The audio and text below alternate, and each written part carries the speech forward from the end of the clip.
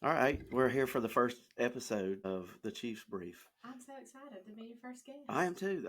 Podcast was kind of a group idea among all of some of my staff members, and I was a little nervous at first because it's it's not live, but it's not edited either to an extent that we edit certain things out. Right. But I'm here with the Chief Juvenile Probation Officer. If you want to just introduce yourself, tell us. I am Anna Leigh Cline. I've been the Chief Juvenile Probation Officer for St.Clair County for a year and a half, almost November of 2023, I think. And so far it's been great. We have 4 probation officers, Mhm. 2 over in the Asheville office, 2 over in Pell City right now, and we're hiring for 1 more So you got a probation job officer. opening. We have a job opening right now. Okay, good. Yeah. Yes. So It's interesting. It can be tough though. I don't know if I want to do it that job. it is a tough job, and everybody is so insistent. We have one of the hardest jobs, and Yeah. can't imagine doing our job. But it's hard to find people to stick with it just because of the pay and Yeah. the things that we have to deal with. Yeah. Yeah. That's public service. The pay's not ever. Exactly. The pay's never where it needs to be. But of course, that's our job as chiefs to work on Right. that. But well, anyway. So the reason why I wanted you to be our first guest is because like we're dealing with a lot of juvenile cases. I know I checked the numbers last week because I told my staff that's helping us, which I'll go ahead and give them a shout out, is Sergeant Mike Long and Brian Smith. He's a sergeant out at the schools. They kind of run this whole thing and Yeah. kind of do it. Uh, that I wanted to do JPO because not a lot of people know about JPO. You know what I mean? You're kind of behind the scenes from law enforcement, but a huge role because after initial contact, we don't really deal with juveniles. Right. So our numbers are on the rise. I think in 2022 we had like 9 cases total. Right. Right. And we have 9 cases already this year. Right. And last year we were upwards of 30 cases, which Right. is a lot of juvenile cases. Now some work itself out where it don't actually get counted as a case that if it's not worked, something else is figured out, but through the school it may be the school's problem to deal with. It may not be. So could you kind of tell us about, like, hey, what is the biggest thing that's going on with juveniles right now that people are dealing with as parents? Right. I would have to say one of the biggest things, especially in Moody specific, would be the THC vape pens. These kids can get them at gas stations. They don't know what they're buying. Some of them do, but some of them don't know what they're buying, or they got it from a friend, or they got it from their parent, who their parent thinks, oh, well, they'll never get it, or they're not going to take it from me, or whatever. And so that's one of the biggest things. I know Brian deals with that a lot. And what we have to do is we have to test those vape pens to see if they come back positive for THC. And if they do, at that time, that child can be charged with possession of a controlled substance. Is CBD? So I have to learn this too. There's so much crap out there now. Most of it sold at a gas station. Right.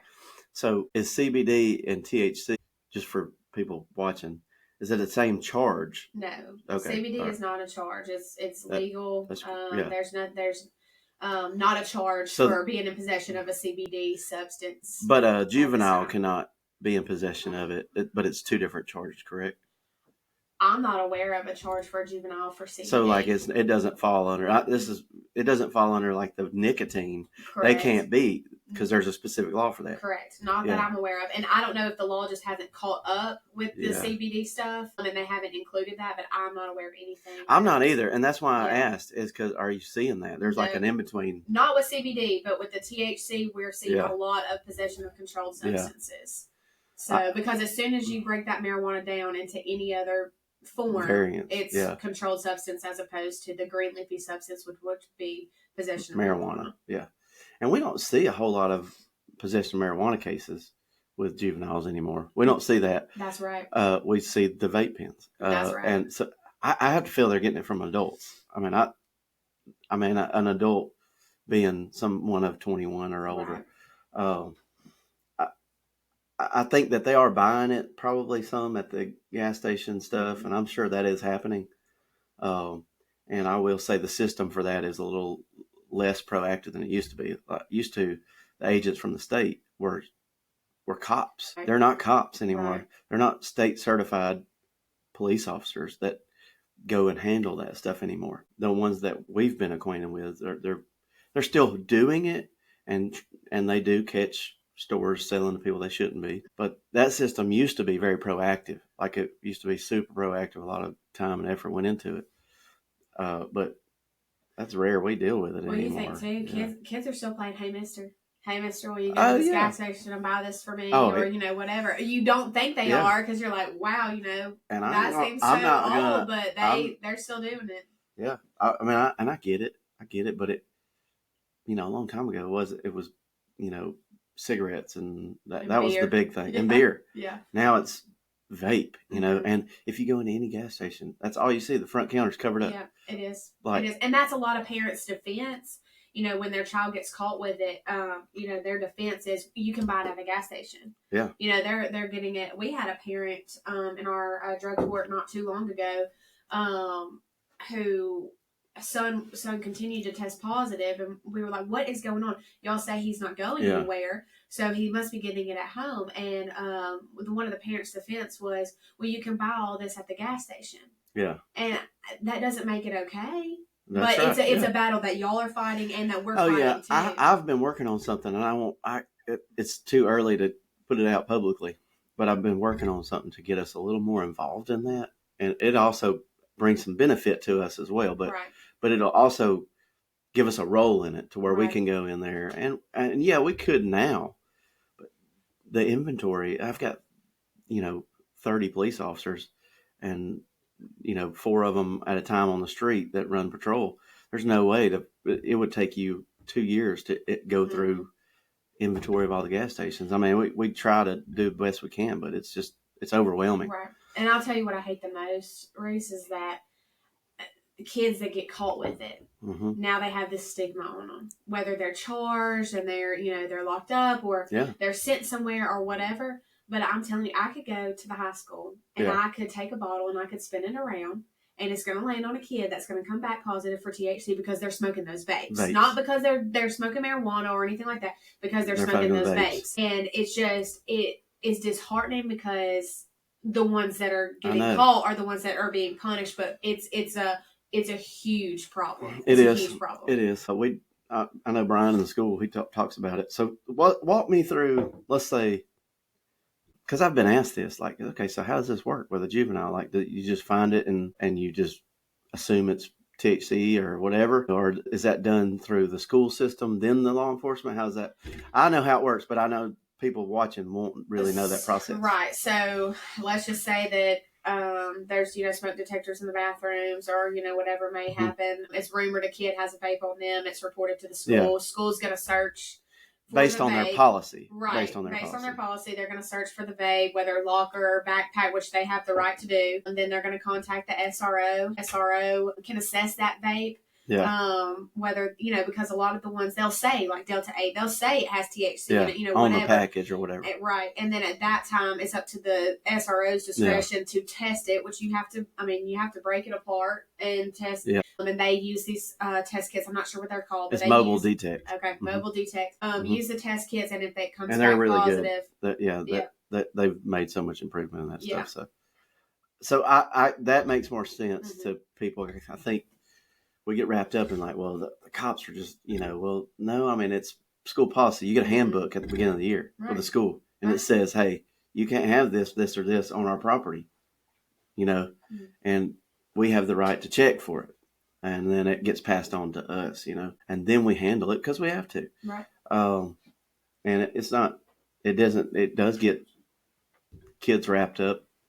But the problem is that if you don't do anything about it, they could just run rampant, Well, when I was in high school, they ran the dogs through the high school. We would go soft lockdown. They would take the dogs and search lockers and stuff like that. Yeah. So it's part of that. I mean, if you're not doing anything about it, it's going to be go crazy. Run rampant, which it already is, and they're doing the best they can. But it's overwhelming. Is that the majority of y'all's cases right now? I would say for baby, that's the majority of our cases. Yeah. Majority of our juvenile cases as a whole are usually domestic violence between parents and kids, or grandparents and kids, the grandparents that are raising their kids. That's a large part of our caseload. But I mean, not having the statistics in front of me or the breakdown of St. Clair County, I would probably say domestic violence, any kind of form of the marijuana, whether it's actual marijuana or the THC or, you know, something like that. Those are definitely our top two. Yeah. Those are the top two. I've been doing this for many years, and it just has changed. It's changed from, we used to, I'll tell you how it used to go. We used to have a book, you know, the juvenile book. So we would, if we had an arrest for a juvenile, we would, let's say, you know, you got a call at a party and the juvenile had been drinking, because they can't drink any alcohol. Right. Okay. So contrary to popular belief, us adults, we can have, you know, 0.08 is a number for us, right? Right. Well, for a juvenile, that's not a number, right, because you can't have alcohol in your system. At all. So we would maybe make a juvenile arrest, and we would just bring them back, write them in this book, call the parent, you know, release them to the parent, and then follow up later on with juvenile, you know, if we want to push the issue. And they weren't like a problem, you know. Right. Well, now that it's so much, I would say, better of a process, because it actually does get some juveniles into maybe some programs or stuff like that. But, programs they need. And it opens the door for opportunity of, hey, these parents have been having problems. Maybe they didn't know who to go to. They didn't know who to talk to. Well, now we're involved. Yeah. And we just have such an open door policy. You know that. I mean, with law enforcement, with the school, we have such an open door policy. If there's ever even a question, just call us, and we'll respond to it one way or the other. May not always be the answer that people want. Yeah, I know. But never is. You know, we'll get you as close as we can. That's the problem with the enforcement side of the law. Right. Is that, I mean, ultimately we don't make the rules, right? We work out of a book that somebody else made that, you know, we enforce those laws. Right. And people don't like them. You know, some of them I don't agree with, but they're on the books. Yeah. And, you know, that's not, you know, I don't make law, and we just enforce it and do the best we can with it. Not to change subject, but I told somebody that you were coming on the show, and they like had a question regarding juvenile. Like, let's say my son or daughter, right? I'm having problems. I can't get them under control. They won't go to school. They don't do this. They don't do that. What's the process for me? Can I self-involve with JPO? Absolutely. So we have parents come to us all the time that want to file what's called a CHIMS petition, which is a child in need of supervision. Yeah. We try to do everything that we can. There might be some outside resources that we can put into place before we place a kid on juvenile probation. Yeah. Parents need to know what they're signing up for, and we always explain to that in depth. Yeah. You know, hey, you know, this is what you're signing up for when you bus. You know, but we want to make sure, is there counseling services that need to go into place? Does this kid need maybe some drug are they using? Yeah. Do they need some drug assessment and drug intervention before we place them on juvenile probation? Yeah. And we can make those connections. We're not social workers, but at the same time we kind of are. We make those connections between what parents and kids need. Sometimes parents may have a child that just can't be parented like every other kid. That's right. Yeah. And sometimes that parent needs help and guidance on how do I parent this specific child. Because they may have a mental health diagnosis. Yeah. They may, they may have ADHD, or they may be bipolar but undiagnosed, or whatever it may be. They may have a mental health issue that parent doesn't know how to cater to. So that is another, you know, battle that we face every day, is the rise of mental health issues amongst the youth. Not just youth, it's everywhere. It is, but just how bad it is across with kids. Yeah. And so, anyways, it's just getting those parents the resources they need. So I've always hated the name, though, Child in Need of Supervision. I feel like they could change that, make it sound better, because that's not really. It's just like has nothing to do with that process to me. Like it's like, hey, we're going to help you.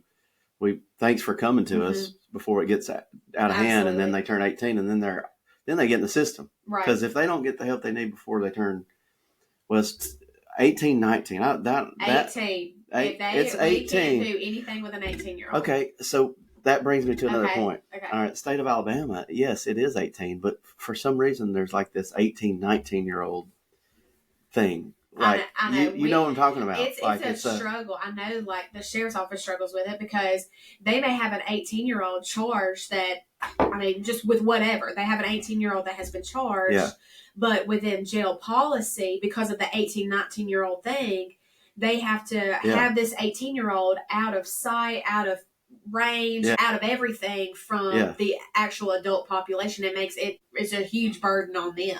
But we can't touch an 18-year-old. Now, if we have a child that's on probation with us, they turn 18, their probation is not automatically over just because they turned 18. We supervise for the remainder of their probation. Oh, okay. And at that time, if we had an 18-year-old violate their probation, they can go to jail. Instead of going to Coosa Valley Youth Services, we can actually send that 18-year-old to jail. Sometimes that's what they need.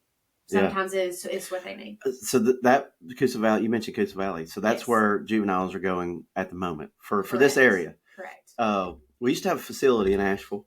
Correct. Of course, I think that they're kind of redoing everything. They've got a brand new jail. And for those people that don't know, you can't house juveniles cannot be housed with adults. Right. Like it's like strict, sight and sound. No sight, no sound. That's right. Yep. So it's very strict rules. Are we hoping to get a facility in the future? I'm hoping it's soon. Yeah. Joe Stevens now on the county commission. He is really one of our biggest advocates. I know the county commission is passionate about it. Yeah, they are. I think it's just it's a large amount of money. It's a large amount of money, but it's so severely needed. I mean, it's just desperately needed. Yeah, and I it kind of, I'll say for right now, the sheriff's department's done a phenomenal job of facilitating getting kids to Coosa Valley, but it's like 45 minutes from here. And it's a huge burden. It is. And sometimes they don't have beds for the amount of kids going there. Right. So just for perspective of the sheriff's office. Yeah. So if we have a kid, let's just say they're charged with theft of property. Mm-hmm. They stole a car. Theft of property first. They stole a car. That Moody makes the arrest. They meet me at the Pell City Courthouse, St. Clair County Courthouse in Pell City. The sheriff's deputy meets us there. Yeah. Sheriff's deputy takes that kid to Coosa Valley, which is 45 minutes away. That deputy has to then drive all the way back to Pell City to resume their role. Yeah. Then we're going to get that kid in front of a judge because kids cannot be held at Coosa Valley for more than 72 hours without seeing the judge. Yeah. So then a deputy has to go back to Coosa Valley, pick that child up, bring that child to the courthouse to see they have to physically see the judge. Yeah. And then depending on what happens from there, if the judge says, I want this child held and I'm not releasing this child, then the deputy has to go back to Coosa Valley, drop the kid back off and come back to St. Clair County. And then that kid's given a court date. And so it may be 2 weeks from now, but that kid's given another court date. They have to go back to Coosa Valley, bring the kid back. Yes. That's a lot of traveling. It's a lot of traveling on the sheriff's office, but we're super thankful that they're making that commitment. I knew that they were, because they've made it easy on us as far as transporting these kids, juveniles. Not that we like, but I don't like arresting a kid. No. I don't like arresting juveniles. Right. But unfortunately, it happens. It does happen. And it's a thing that we deal with. I think that you guys do a great job with the resources that you got. So my experience of working with you guys has been phenomenal. Well, thank you. I just kind of wanted to get your, what y'all do out there to the public, because I think that there's a lot of parents probably struggling right now dealing with kids that may have mental issues or like that on discipline and getting them what they need. And I don't think they know that the juvenile probation office is there. That's what they deal with stuff that we bring them, but they also deal with stuff if you need help. That's what the CHIMS report does. Well, and there's just a lot of misconceptions. Some people, we may have just given the one person the wrong answer and they didn't like the answer we got. And so now that's their impression of our office as a whole. Some people, absolutely have never had a bad experience. We're, always there. It just depends. There's a lot of misconceptions about what we can and what we cannot do. And when we unfortunately give the news about what we cannot do, people are upset and they think we should be able to do more. And there's times I think we should be able to do more. But unfortunately, we, just like y'all, we don't write the law. We just have to uphold it. Yeah, that's right. And we didn't write the juvenile code. And, we have to go by what they're telling us. This is what we can and can't do as probation officers. You thought that we were coming in and the first thing on the list to talk about was going to be this whole what's happening, the dog thing. I'm not going to talk about it on this episode. It's too soon, and there's an open. It's too soon. There's an open criminal investigation on it now, so Yeah. Best of luck with that. Yeah. Hey, part of it, everything's on Facebook now and TikTok, and we're embracing it. I mean, we're on it, so we're going to try to get involved. And one more thing I wanted to ask you about. All right, what is the age limits for JPO? Like when does JPO pick up? Okay. And what happens if not? It's a complex answer, so I'm going to do my absolute best. That's fine. I get it. Yeah. But it is complicated. Yeah. So anything 10 and under is an absolute. That's going to be mental health.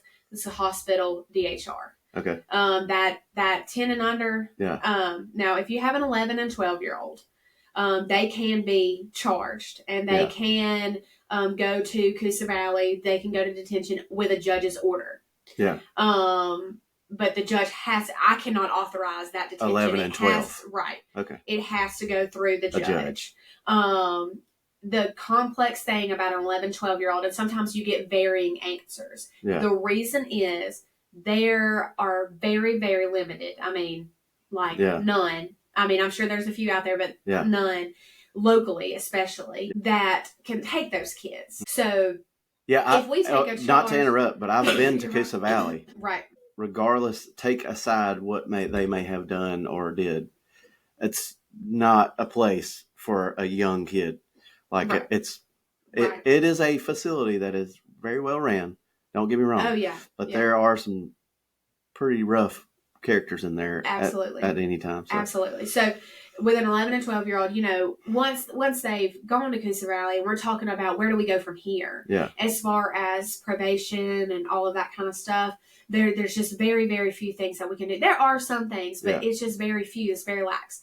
So the right age is 13 and older. 13 and older. If we have an 11 or 12-year-old that has committed a crime, like something that they can actually, not a CHIMS, but something that they can actually be charged with, we always encourage, hey, instead of filing this on an 11 and 12-year-old, because our job is least restrictive means. So we want to keep that child in the home, in the placement, and work with them at home as opposed to sending them off as much as we can. We will say, hey, Mom, your 12-year-old had marijuana at school, but, which happens, let's do a CHIMS on them instead. Let's not charge them with the possession of marijuana. Let's do a CHIMS instead. Yeah. And we can do that. Right. Is there a monetary thing, a commitment for the parent? For CHIMS? That's totally up to the judge, to the judge's discretion. Okay. We can waive costs and fees as far as court costs and stuff like that. And we are good about doing that. If a parent comes to us and says, hey, we need help, we always want to help them. Yeah. So, yes, and there is. And we always, when we have a CHIMS, we're always going to encourage some sort of parenting class. Yeah. Well, and we want a commitment from the parent, too. You know, you're coming to us and you're saying you need help, but we need this commitment from you, too. You can't come to my office and tell me you gave your 12-year-old a phone and I take the phone from them and I hand it over to you. And as soon as you leave my office, you give it right back to them. Like, I've got to have commitment from the parent because. Yeah, that wouldn't make sense. Right. Why even come to me? Exactly. Yeah, I agree. So that's the age thing. It's complex. It's complex. So let's say, what happens because there are some things that happen with the age range of 10 and 8. That's all done through judicial. That's going to be done. Let's say it's very bad. Let's say something bad happens. When you've got a 10-year-old doing something like that, something is going on. I mean, when you have any of these kids, there's something more going on. Yeah. But when you've got a 10-year-old and under, and it may be something going on in the home. Like the 10-year-old has like perpetrated on.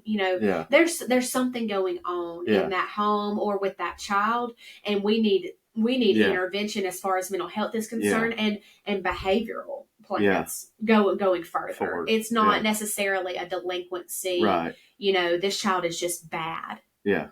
There's more to it. Right. Yeah. Right. Okay. Well, hey, look, I appreciate you coming. No problem. A lot of people are nervous about doing a podcast. I don't know that we're the first PD to do one. But I hope that other police departments start doing it with their resources, because people don't know about their resources unless they find out. I don't want people to find out about resources When it's too late. When it's too late, the officer's in your living room, and there was resources beforehand. So that's kind of our goal with it. And then, of course, we want to talk about hot topics. You know, this is kind of behind. So the school was a big hot topic at one time. Yes. Kids being charged and that kind of stuff. But so we're kind of catching up, and we'll get to the hot topic buttons too. But I think I really thought this was very informative. And I think people need to know about it. And I appreciate you coming on. Thanks for asking. And being open about it. I've asked some people, and they're like, I don't know. Did anybody tell you no? Nobody's told me no yet. I think some people have some pending no's. They're going to make an excuse not to. But we'll see. I think once they see this episode, that it'll be really good. So that's it. We'll wrap it up for the first episode. Thank you for coming. You're so welcome. All right. No problem. Again, if you need JPO, what's call Reese. Don't call me. I'm just kidding. It's 205-884-1253 is the Pell City office number. 1253. All right. Yeah. Thank you. You're welcome.